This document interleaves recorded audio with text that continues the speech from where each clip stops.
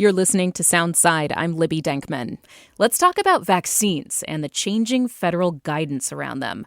With the flurry of health news happening these days, decisions and announcements made at federal agencies, state governments vowing to fight changes, all of this can be hard to understand and know how it will impact things on the ground level. So we're going to be setting aside some time every now and then to check in with doctors and medical professionals to help us stay informed on the latest developments and what they mean for you.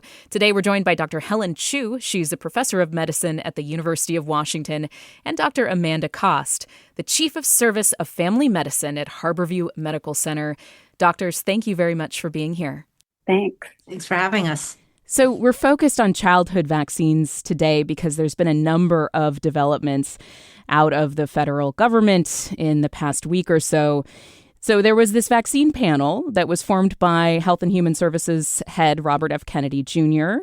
That met late last week to discuss policy regarding measles, COVID-19, and hepatitis B. So some regular childhood vaccines and then also COVID were discussed last week. And there were a variety of actions taken by the panel, some votes that got pushed. So we're going to get to that in just a second.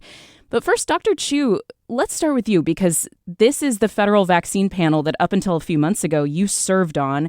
It was entirely wiped and replaced with new experts that RFK Jr. has handpicked. What did you observe last week, and what was it like to see these conversations going on with the new makeup of the panel? Thanks for that question. So this is the Advisory Committee on Immunization Practices, or ACIP, and this committee makes recommendations to the director of the CDC. And essentially the goal of the ACIP committee is to help figure out which vaccines will be paid for by health insurance in the United States. So traditionally, this panel has been comprised of experts in family medicine, internal medicine, infectious diseases, epidemiology, all of the things you need to really be able to look at the data and make good evidence-based recommendations. One of the things I think that was clear from observing the proceedings over the last 2 days is that the new panel that's been assembled is not a set of experts in vaccine, either use or policy or implementation. And that was very clear. A lot of them are people who in the past have expressed views that were considered anti-vax. But even more than that, I think it was a set of individuals who were pulled together who do not have the expertise in interpreting the data that was presented to them to be able to make decisions for the health of the people of the United States. And that was very obvious from the way the deliberations went. One of the things that I personally observed is that the goal of the ACIP committee is really to translate science into policy. And so you consider not only the results from the clinical trials about the safety and efficacy of the vaccine, but you also consider things like, is it acceptable to the population? How do you actually implement this in clinical practice? How do you make sure that the people who really need it get the vaccine and those who don't need it don't get the vaccine? And is it cost effective? Is it a good use of taxpayer dollars in the United States? And none of that discussion happened. It was really very much focused on safety signals. And that is really not the goal of this committee. Dr. Cost, I'm curious what you observed last week and how you're sort of interpreting the new direction of this panel and what it means for especially parents trying to understand the information for their own families. I think, what I read in terms of what was being reported out, my understanding about the panel, and interestingly, it's interesting to hear Dr. Chu's kind of description of what it does. But as a consumer of the panel and the panel's recommendations, I viewed the panel as telling me what is safe, what is effective, what is going to balance risks and benefits to both the individual and to the community as a whole. And also what is going to take care of our most vulnerable populations, like children or adults who have chronic diseases or immunodeficiencies or other kinds of things that prevent them from getting vaccines. And so I look to the panel to help me provide kind of the best evidence-based medicine, not only for the individual in front of me, but for all my patients, even if they weren't receiving a vaccine that day. And to also help me talk to parents and to family members about what are the benefits of the vaccination, and then what are some potential risks, and to be honest about that too. And then I also looked to the panel to help me know that these vaccines were actually not going to cost families like hundreds of dollars if they wanted to protect their children against diseases that can be very devastating. And so to kind of see what was happening last week, I think was just confusing for the, kind of boots on the ground healthcare community at large. And we had several conversations in my clinic, just kind of looking at each other saying, okay, well, we're still going to do the best we can. We're not entirely sure what that is right now. But we're going to continue to seek out, credible sources of information. It's interesting because these studies, like, we are all trained in medicine to read these studies. I could go out and read the studies myself and try to make my own interpretations of it. But I think what this panel has done is it has allowed people like me to not have to do that work, which is not to say I don't want to do that work. I don't want to educate myself on this, but to have a trusted source of information to disseminate to the population, and then to be freed up to do other things to take care of patients. Before we get into the specific recommendations of the panel, Dr. Chu, I just saw you sort of nodding and ruthfully laughing a little bit there at what Dr. Koss was talking about. Can you kind of share what you're thinking, what's going through your mind right now? I mean, all of this is very much in line with what I was thinking. So thank you for summarizing the sort of the perspective from the boots on the ground family medicine doctor. I am extremely worried about this. I think that the perception is by the general medical community is that the CDC is no longer a trusted source of information any longer. Whereas up until now, for the past 6 decades, this is how our vaccine recommendations and vaccine policy were made. And it makes me sad. I feel like it's something that we had in place. We were really sort of viewed by the rest of the world as the model for how to do vaccine science. When I was on ACIP, people from other countries came and sat in on the ACIP proceedings to learn how to run these meetings. And now, as I think about the future, I think, well, what other countries' recommendations are we going to have to turn to now to figure out what to do in the United States? Because we can no longer trust what is coming from the CDC. So I want to take these recommendations one by one, and let's start with the COVID vaccine because that's getting a lot of attention. It was a pretty heated debate among the CDC's Advisory Committee on Immunization Practices, this panel. It backed off the more extreme change that would have required people to have a prescription for the vaccine. Instead, the group voted to not recommend the COVID shot. Instead, it wants people to talk to their clinicians about getting it. Now, this comes after the FDA had limited the shot to people 65 and older or with pre-existing conditions. So there's a lot of information swirling here, a lot of different recommendations seemingly coming from different panels. So what is this going to look like in practice, Dr. Chu? This CDC recommendation that people have to talk to their doctors, how do you think it could impact the public?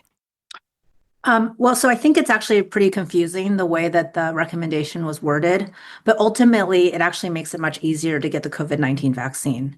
The final recommendation was something called shared clinical decision-making, which essentially means that you have a conversation with your provider and you talk about the risks and benefits of getting a vaccine before you receive the vaccine. In Washington State and in most states in the United States, a provider is both a pharmacist and the provider that you see in a clinic. So you can go to your pharmacy where most Americans are getting their COVID vaccines these days, have a conversation with your pharmacist, and then you can receive your COVID-19 vaccine. So the other thing about shared clinical decision-making, which is really important, is that from the perspective of health insurance companies and a program called Vaccines for Children, which pays for vaccines for uninsured children in the United States, from the perspective of these two groups, shared clinical decision-making is paid for in the same way that a regular recommendation is paid for. So if you get a vaccine under shared clinical decision making, administered by either your pharmacist or your doctor or your nurse practitioner, that is covered by your health insurance. So it is actually a broader recommendation than we had expected going into this meeting. And it actually is broader than the FDA licensure for the vaccine. So the FDA had initially said a few weeks ago that only high-risk individuals and those over 65 years of age could receive the vaccine. But CDC just said, actually, anybody 6 months of age and higher can receive this vaccine under shared clinical decision-making. For Washington State in particular, what that means is that you do not need a prescription and you can get it from your pharmacist or your clinic-based provider. Wow. So in fact, this COVID recommendation from the panel at CDC is providing more options for people than what the FDA had provided. And that, might surprise people, for people who, assumed that this RFK Jr. panel in the COVID vaccine instance would have been more skeptical. Did that surprise you, Dr. Chu? It was extremely surprising to me. I'd expected that they would fall in line with the FDA licensure, and the fact that it is a much broader recommendation is quite surprising. I think there was a lot of political pressure and a lot of people who were upset by lack of ability to access COVID-19 vaccines, and I hope that that had something to do with the decision. You're listening to Soundside on KUOW. I'm Libby Dankman, and you're hearing from Dr. Helen Chu of the University of Washington, a vaccine expert and a family medicine expert from Harborview Medical Center, Dr. Amanda Cost. They are here helping us understand the new federal vaccine guidelines that came out of the CDC's vaccine advisory panel that met last week. Dr. Costa, I have heard from people in my own life who are not over 65 who had difficulty getting a COVID vaccine in the past 6 months compared with prior years. What do you think the effects of this recommendation may be for your patients, or what have you heard from your patients when it comes to these COVID recommendations? I think that the most recent recommendation around how you can still go and get it from your pharmacy is going to be a relief to a lot of people. So I was fielding, again, questions from people in my own life, like, do I have to make up a medical problem to be able to, say that I'm high risk? And I'm like, well, in general, you shouldn't lie to your healthcare provider. But I can understand where that feeling is coming from. I think that, most people are used to doing exactly what Dr. Chu was describing. They're used to going to their pharmacy, requesting the vaccine, having a brief conversation, receiving the information about the vaccine, and getting the shot that they want. And so I think the fact that people can still do that is great. What you're talking about was definitely the case a couple of months ago when guidance came out that maybe pregnancy was not an indication for getting the vaccine.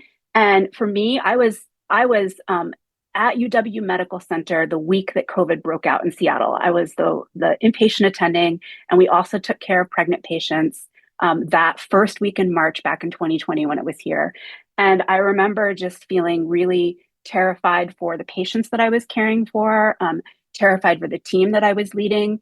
And then what we learned over those next few months was that this is a really dangerous disease to get if you're pregnant. It really was very devastating for a lot of people. And so when that came out, I think, to Dr. Chu's point, that was one of the first times when we started to think maybe this isn't a trusted source of information anymore, because my clinical experience was that this disease hurt people that were pregnant, and not that, and that we should offer them protection if possible. I can say that, what I heard at Harborview was that then people that were pregnant that wanted to receive a vaccine, if they went to their pharmacy, it is up to the pharmacist. They are the healthcare provider that's administering this. And so some people really struggle to access the vaccine. And so then, they would try to come back to the clinic or come back to another setting to get the vaccine. And then we were in this situation of, okay, if it's not been recommended, is insurance going to choose to pay for it? And so I think people, even if they had made their own decision about what they wanted to do for their bodies, for their health, for their unborn, future children.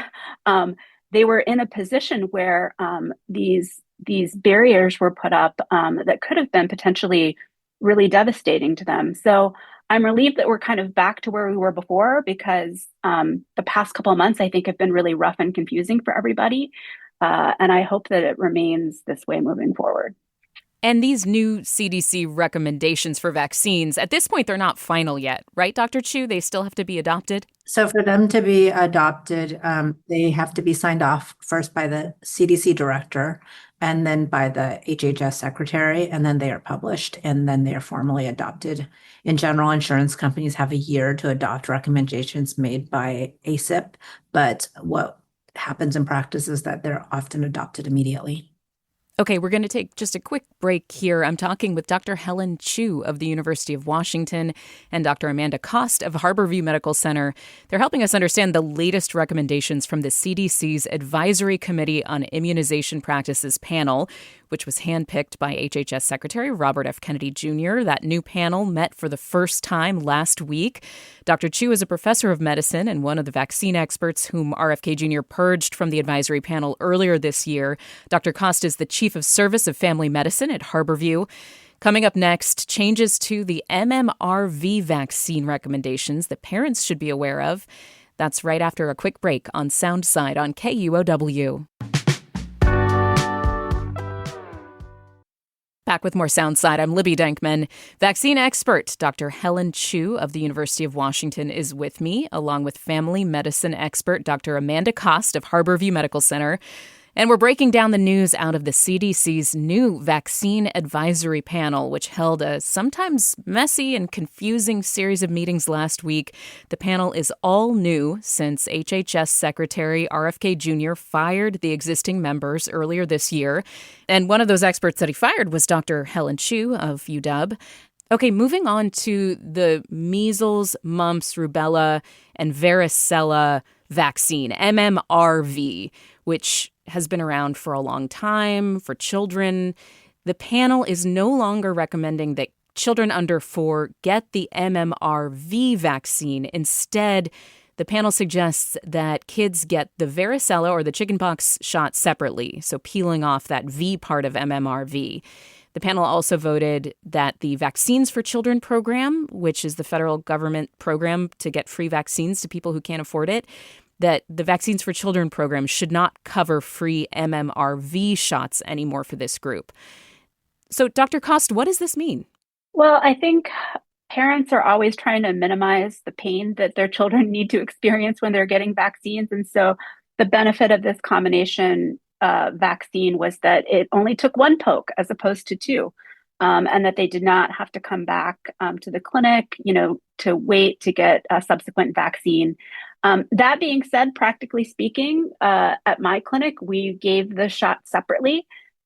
We did carry the combination vaccine, but we really left it up to the parent at baseline around what they preferred, because some people don't want to have so many vaccines at once and then wanted to split it up. I think it's not going to have a big practical impact on kind of the day-to-day clinic operations. I think the people you should really talk to are the little kids who are going to need to get an extra poke out of this.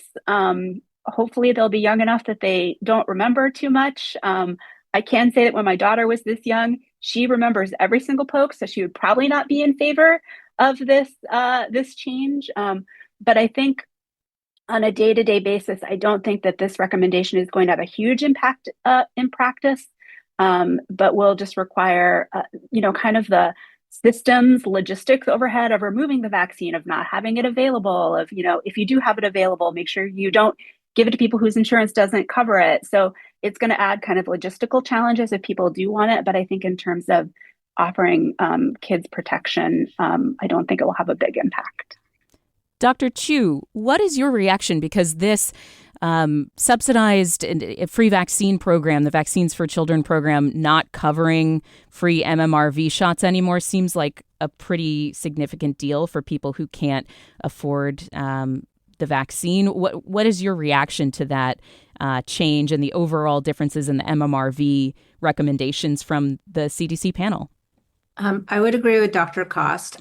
So first of all, so MMR, so the first dose is the MMR and then the varicella. It can either be given together or separately. When you give it together as the first dose, you actually increase your risk of febrile seizure twofold. And so febrile seizures are those scary to parents when it first happens, are in the end have no long-term effects. So most parents, though, because of this increased risk of febrile seizures with getting MMR and V together, choose to give them separately at the first dose. And so 85% of kids in the United States receive MMR and V separately already. So this really only affects those 15% who didn't get them as two separate doses. And what ACIP voted was that it would not be offered as the first dose, as a combined dose, not only for those with VFC, with public health insurance, but also for those with private health insurance. So neither group will have that as an option moving forward. And I think in practice, it probably does not matter a whole lot because most kids are getting it separately. But what it does do is it takes away choice from parents. And I think if the goal of RFK Jr. and this new ACIP panel is to be able to give parents more choice in how their vaccines are administered and how many doses they're getting, this actually is a choice limiting vote. And I think people who work in vaccines see this as really the first step in many things that may change over time with the childhood vaccine schedule. But this change in and of itself is not substantive. I wouldn't be super worried about this. Let's move on now to hepatitis B. This was expected to be a really big vote, but the panel decided to leave the hepatitis B recommendations alone for now. They were debating whether to change the guidance so that babies got the shot when they are a month old instead of at birth. And for a moment, public health experts thought the panel would recommend delaying the shot until 4 years old, which made a lot of people worry that this could lead to a resurgence in Hep B after it was virtually eradicated in the U.S. Dr. Chu, from a public health perspective, what do you make of what the panel did here, kind of punting the decision? Do you think we could potentially later on see a resurgence of Hep B if we, change the vaccine guidance significantly? What do you think about what's going on here? Yeah, so this is, again, one of those things where really this is a highly safe and effective vaccine that has almost no side effects. And it was unclear to us why we were talking about this at this meeting. So the discussion that happened was really around keeping a birth dose hepatitis B vaccine versus receiving it at 1 month of age. And the reason why we give the birth dose is to prevent acquisition of hepatitis B very early in life for the baby, because the earlier you get your hepatitis B infection, the higher your risk of developing chronic infection and the higher your risk of getting liver cancer. So really you want to get that dose in as early as possible because you want to prevent those really terrible things that could happen if they acquire hepatitis B early in life. I'm not sure why we were talking about a change to 1 month of age. That really made very little sense to me because it's not as though the risk of getting the dose of hepatitis B vaccine changed based on whether or not you get it at birth or 1 month. But the benefit is clear for those who get it at birth because we've done that in the past. Before the recommendation was changed to birth dose for everyone, there were all these complicated ways that we were trying to decide who's going to get the birth dose. And that just didn't work because you couldn't actually figure out which babies were going to be at risk for getting hepatitis B infection. And so it just became a universal recommendation. I'm glad that they didn't make a change. The entire discussion seemed incredibly puzzling to me. Very little real data was being presented, except by the CDC scientists. And the discussion was really about a couple of papers, some things that they found in the literature, but very, very much a cherry-picking approach to discussing the science rather than looking at the science as a whole and the entire body of evidence to make a decision, as we usually do on ACIP. Dr. Cost, I want to kind of zoom out from the Hep B discussion to kind of a more general question about, as we are talking about changes in vaccine guidance and increased vaccine skepticism, we've seen these resurgences of measles in certain communities in the United States over the past few years. You're not just talking about the patients and the ways that they will be affected. You're also talking about the medical community, the ability of doctors to treat this if diseases that we thought were eradicated come back. Can you talk a little bit about what we're watching here and the potential risks of moving away basically from basic vaccine science? Yeah. I think the things that I have noticed the most are, diseases that I learned about in theory in medical school and saw pictures of on a slide, but never ever thought that I would see it in real life. We are grappling with how to diagnose and how to potentially treat some of these diseases. So measles is a good example. The treatment for measles is, as far as we know, supportive care, right? Your body just has to take care of it. And we don't have anything that we can give you that's going to, minimize the harm that you have when you have it, or minimize, the risk of death, or, other kinds of complications of the disease. So I think, it's kind of interesting because just how we had to get used to how do we think about COVID and how is COVID going to present? We're having to do that for some of these diseases that we thought we were never going to have to see in our lifetimes, because we had vaccines and we had vaccine science that would help us prevent from having to see those things.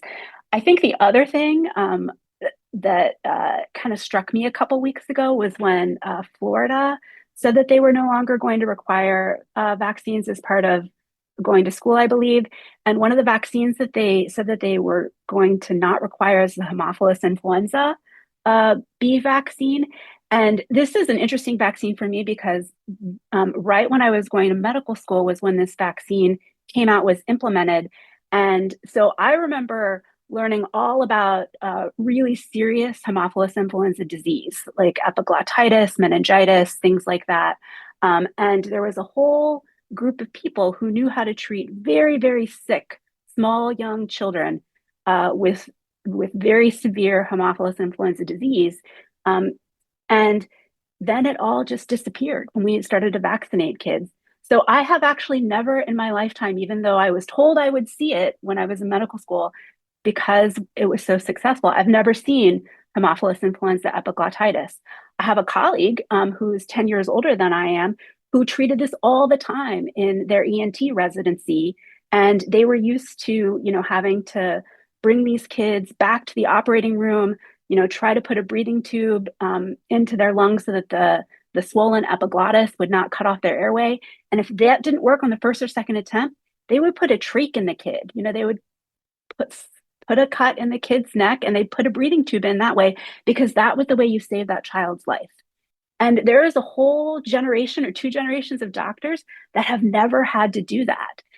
So I suspect that our ENT and our anesthesiology colleagues will get really good at this really fast if this disease comes back. But when I heard that, I think I was maybe actually listening to NPR, exercising with my friend, which we do in the morning. And I said, "Oh, no, not that." And she said, "Well, what's wrong?" And I was like, "No, this is a really horrible disease." And just thinking about those babies and wondering, like, do we even have the experience to treat the conditions that they may be coming in with? That to me is what's really scary and makes me, stay awake at night. I think, I'm a family doctor. I've been doing this for 20 years. I think the benefit that I have is that I have long-term relationships with my patients. And so I hope that maybe they're willing to take what I say into consideration and that we've built trust over the years.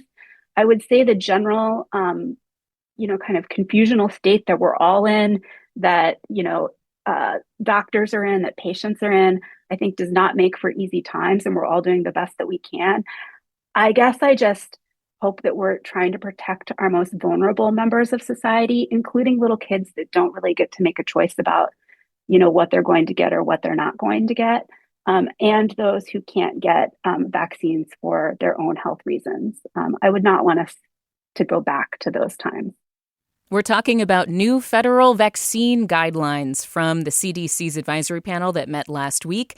Dr. Helen Chu of the University of Washington is with me, along with family medicine expert Dr. Amanda Kost of Harborview Medical Center. Dr. Chu, when this vaccine panel was convened, I think a lot of folks in the media and the medical community were bracing because this is the RFK Jr. handpicked panel. And what we see coming out of it seems to be, a broader access for the COVID vaccine than what the FDA had recommended.